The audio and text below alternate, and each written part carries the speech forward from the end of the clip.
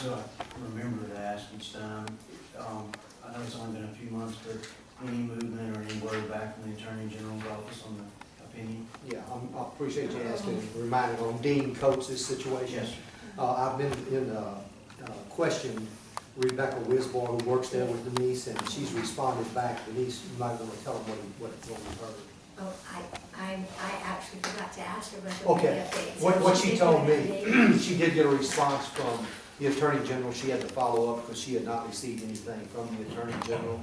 If you recall, Dean had some issues that the board requested that we get an Attorney General's opinion for.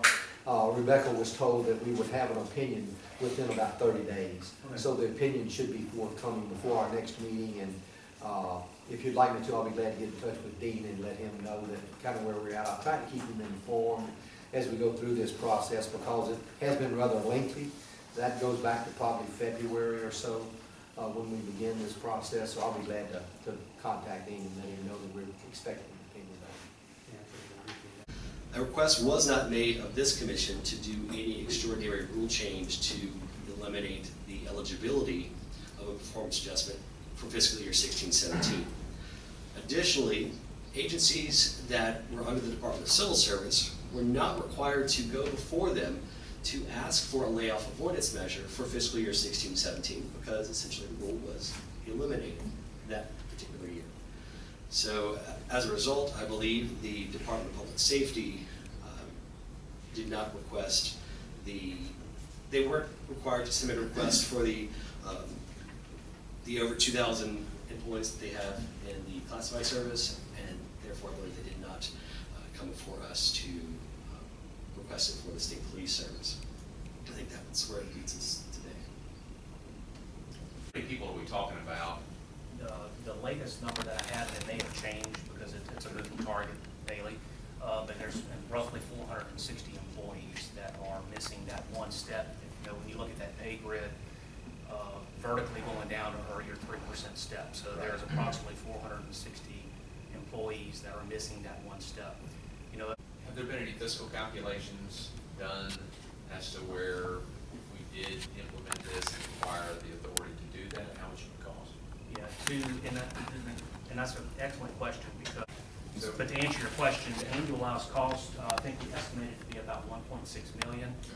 Best to speak on this issue. Yes. When you get up to the podium, go ahead and identify yourself. Brett Conrad, Commissioners, on behalf of Mr. Coates, and I have Mr. Coates sitting next to me as well. I'd be happy to answer any questions you have after we give a brief statement, and I'll be brief. If the Commission recalls, the last time we were here, we were discussing this issue in terms of how it affected Mr. Coates, and that effectively Mr. Coates has been one step behind in his pay grid since 16 and 17. Now, understand that the determination from the Director is that he has missed a merit increase due to this budget shortfall in 16 and 17, that the rules were never followed to not pay him. This layoff avoidance did not occur in 16 and 17.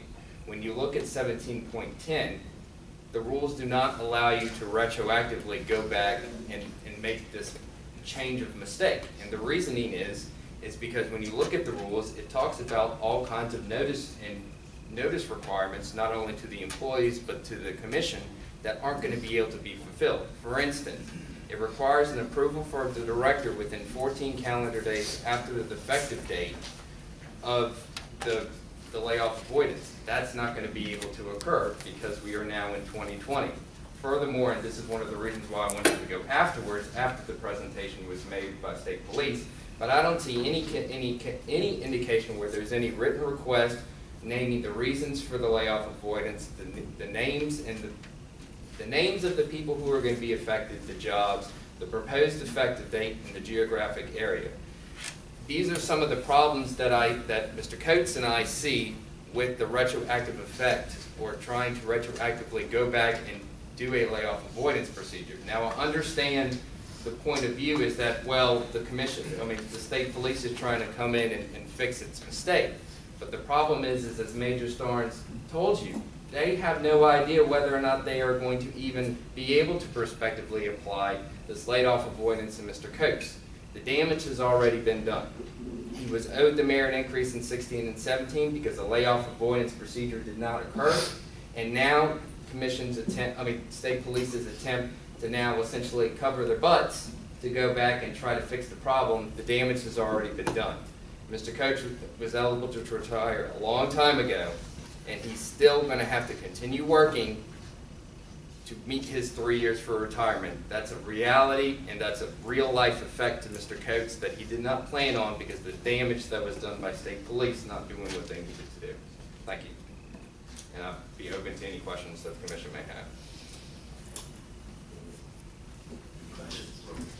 Yes, Commissioner Crawford, please. Have you calculated what it would cost, just in Mr. Coates' instance, For what?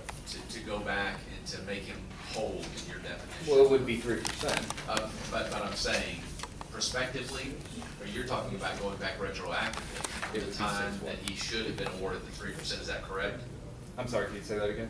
You're not talking about prospectively, you're talking about going back retroactively from the time he should, what you're saying, the time he should have been awarded the 3% compounded to his years of service from then. Do you have a number for that? I don't have a number to offer the commission. Okay.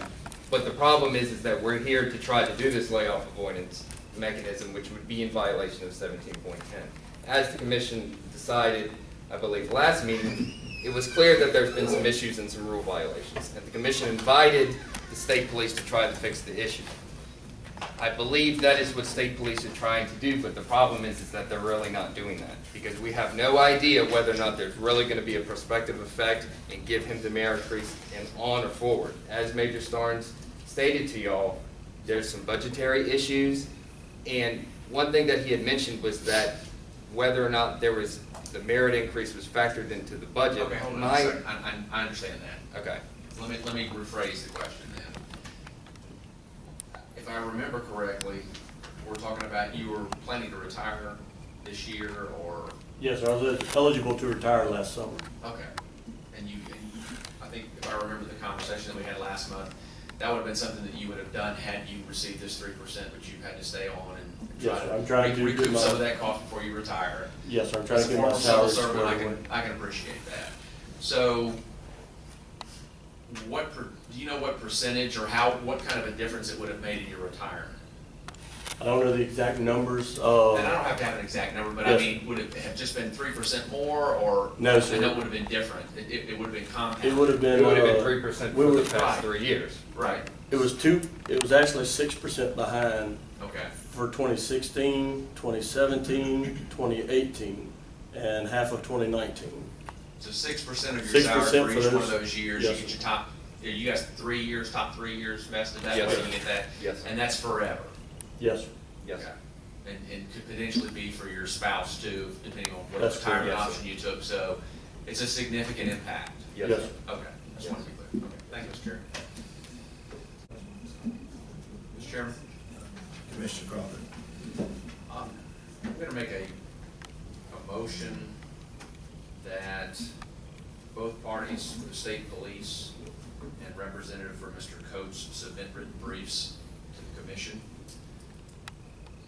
so that the commission will have time to review the positions in more detail. This is a big issue, and it's a complex issue anytime you're dealing with finance. And so I want to make sure that, aside from what's been said from both sides, and we've been able to absorb that and